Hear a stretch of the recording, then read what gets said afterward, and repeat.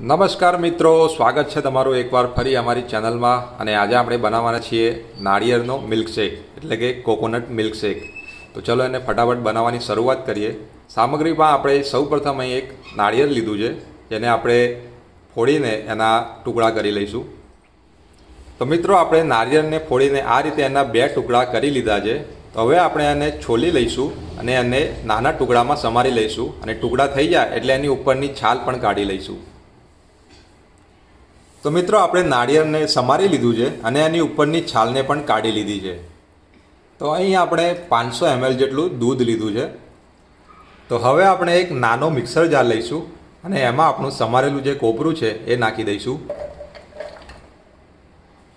ત્યારબાદ તેમાં આપણે કાજુ નાખીશું. આ એકદમ ઓપ્શનલ છે. અને બદામ પણ નાખી દઈશું.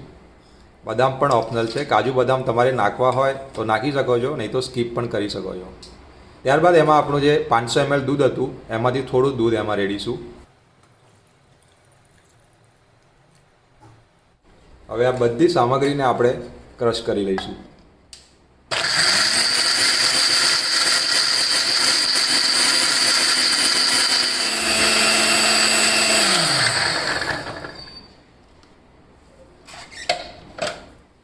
તો મિત્રો, આપણી બધી જ સામગ્રી ક્રશ આપણે કરી લીધી છે.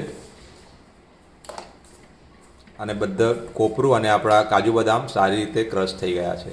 તો હવે આપણે એક મોટો મિક્સર જાર લઈશું અને એની અંદર આપણે જે ક્રશ કરેલી સામગ્રી છે એ પણ નાખી દઈશું. ત્યારબાદ એમાં આપણું બાકીનું જે દૂધ હતું એ રેડી દઈશું.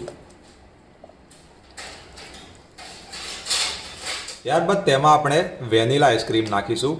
આ પણ ઓપ્શનલ છે. આની જગ્યાએ તમે ખાંડનો ઉપયોગ કરી શકો છો. હવે આ બધી સામગ્રીને મિક્સરમાં ક્રશ કરી એનો શેક બનાવી લઈશું.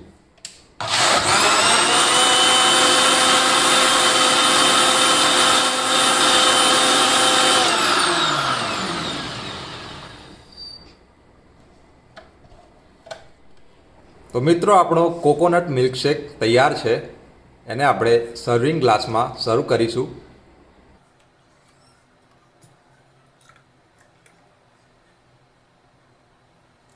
ત્યારબાદ એને ઉપરથી આ રીતે વેનીલા આઈસ્ક્રીમ કે કોઈ પણ તમે ડ્રાય ફ્રૂટ હોય એનાથી પણ ગાર્નિશ કરી શકો છો.